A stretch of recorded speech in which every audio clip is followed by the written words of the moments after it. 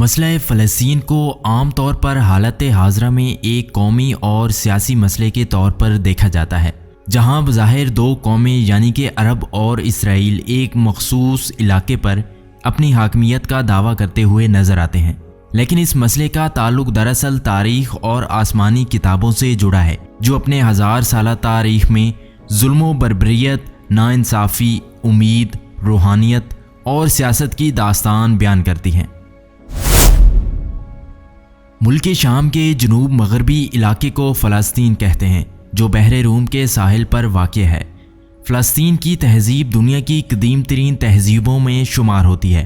تحقیق کے مطابق 11,000 سال پہلے جہاں سب سے پہلے انسان نے زمین سے فصل اگانی اور جہاں پہلی مرتبہ انسانی بستی بنا کر رہنے لگے، وہ سرزمین فلسطین ہی تھی۔ فلسطین یعنی ارض مقدس کو یہود و نصارہ کی مقدس کتابوں میں سرزمین موعود کہا گیا ہے۔ یہودیوں کے مطابق یہاں 3000 سال قبل از مسیح موسیٰ علیہ السلام جب بنی اسرائیل کے ساتھ آباد ہوئے تو آپ نے یہاں ایک عبادت گاہ کی بنیاد رکھی، جہاں حضرت داؤد اور سلیمان علیہ السلام کے زمانے میں عظیم ہیکل بنائی گئی تھی۔ جبکہ عیسائیوں کا ماننا ہے کہ بیت المعمور یعنی وہ مقام جہاں عیسیٰ علیہ السلام کی پیدائش ہوئی تھی، وہ بھی فلسطین کے شہر یروشلم میں ہی ہے اور آپ یہیں سے ہی مصلوب کیے گئے۔ جبکہ اسلام کی بات کریں تو قرآن مجید میں اسے پاک سرزمین اور بابرکت مقام کہا گیا ہے، جس کی طرف رسول اللہ صلی اللہ علیہ وآلہ وسلم نے 16 یا 17 مہینوں تک رخ کر کے نماز ادا فرمائی۔ اسی طرح معراج کے موقع پر بھی حضور مسجد حرم سے براق کے ذریعے بیت المقدس میں تشریف لائے اور تمام نبیوں کی امامت فرمائی۔ لہٰذا بیت المقدس کو مسجد حرام اور مسجد نبوی کے بعد تیسرا حرم قرار دیا گیا ہے۔ سال 638 عیسوی میں خلیفہ ثانی حضرت عمر بن خطاب کی قیادت میں فلسطین کو فتح کیا گیا، جہاں اس وقت روم کے عیسائیوں کی حکومت تھی۔ حضرت عمر جب یروشلم میں فاتح کی حیثیت سے داخل ہوئے تو سب سے پہلے اس چٹان کے قریب ایک مسجد بنانے کا حکم دیا، جہاں نبی کریم صلی اللہ علیہ وآلہ وسلم سفر معراج پر تشریف لے گئے تھے، اور اس مسجد کو ہم آج بھی مسجد اقصی کے نام سے جانتے ہیں۔ اموی دور حکومت میں عبد الملک بن مروان نے حرم شریف کے احاطے میں ہی قوۃ الصخرہ کی تعمیر کی، جسے اقصی کے قریب بنایا گیا تھا اور جو آج بھی دنیا کی خوبصورت ترین عمارتوں میں شمار ہوتا ہے۔ تقریباً 500 سالوں تک ارض فلسطین مسلمانوں کے اختیار میں ہی رہا، جہاں بربر اور عرب مسلمان آ کر آباد ہوئے اور اس سرزمین پر اسلام اور عربی ثقافت کا ایک گہرا اثر چھوڑا۔ لیکن سال 1099 عیسوی میں پہلی صلیبی جنگ کے نتیجے میں فلسطین اور شہر یروشلم پر صلیبیوں کا قبضہ ہو گیا، لیکن بہت ہی جلد اللہ نے ایک بہادر پیدا کیا جس نے صرف 100 سالوں کے اندر صلیبی قوتوں سے ٹکرا کر بیت المقدس کو آزاد کروایا، اور جسے دنیا آج صلاح الدین ایوبی کے نام سے جانتی ہے۔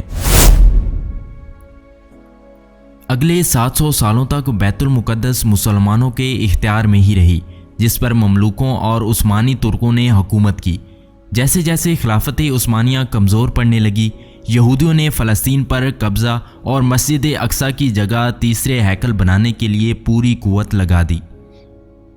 دراصل ہیکل سلیمانی جو یہودیوں کی سب سے مقدس عبادت گاہ تھی، اس بخت نصر اور پھر ٹائٹس رومی نے 2 مرتبہ مسمار کر کے تباہ و برباد کر دیا تھا اور یہودیوں کا خوب قتل عام کیا تھا۔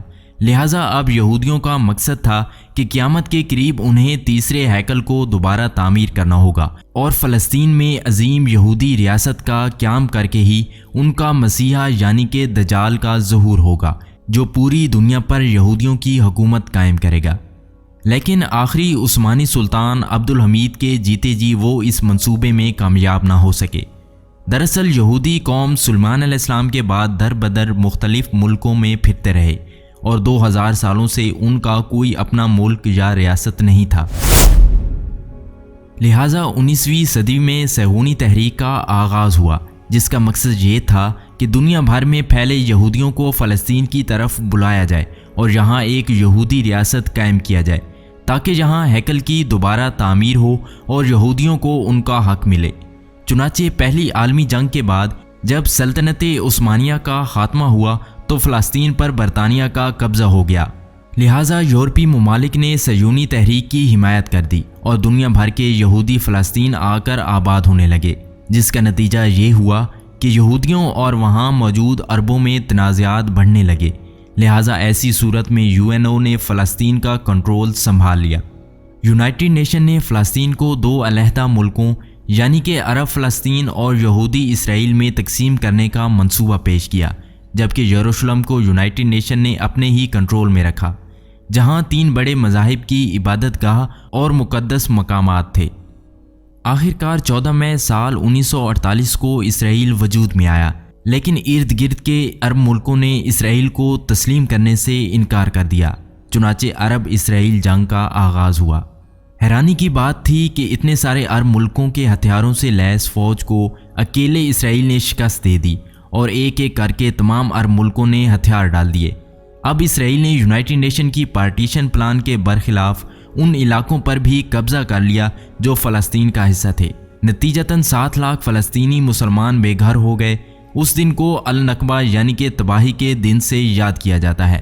سال 1967 کو ایک بار پھر عرب طاقتیں اور اسرائیل آمنے سامنے آئیں، جسے 6 روزہ جنگ یعنی 6 Days War کہا جاتا ہے۔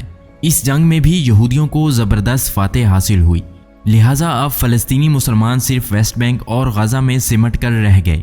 یہودیوں کی سازشیں یہیں ختم نہیں ہوئی، بلکہ اس کے بعد بھی فلسطین کے علاقے پر اسرائیل قبضہ کرتا چلا گیا، جس کے رد عمل میں کئی تحریکی آرگنائزیشنز اسرائیل سے لڑنے کے لیے سامنے آئیں، جس کا نتیجہ یہ ہوا کہ پچھلے 20 سالوں میں بے شمار خون ریزی جھڑپیں، زمینی اور فضائی حملے اور قتل و غارت کا سلسلہ شروع ہوا، جو آج تک جاری ہے۔ مقبوضہ فلسطین کی زمین آج مسلمانوں کے خون سے لال ہو چکی ہے، معصوم جانیں روز ضائع ہوتی ہیں، فلسطین کی خواتین اور بزرگوں کا بھی کوئی لحاظ نہیں کیا جاتا۔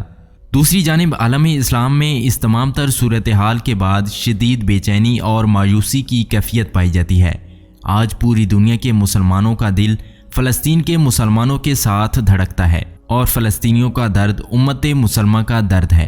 بطور امت محمدیہ ہمارا فریضہ ہے کہ ہم فلسطین میں بسنے والے مسلمانوں کے حالات سے باخبر رہیں، اپنے دل میں ان کے لیے درد رکھیں، جس حد تک ممکن ہو ان کی مدد کریں، ان کی اخلاقی حمایت جاری رکھیں اور ان کے لیے دعا گو رہیں۔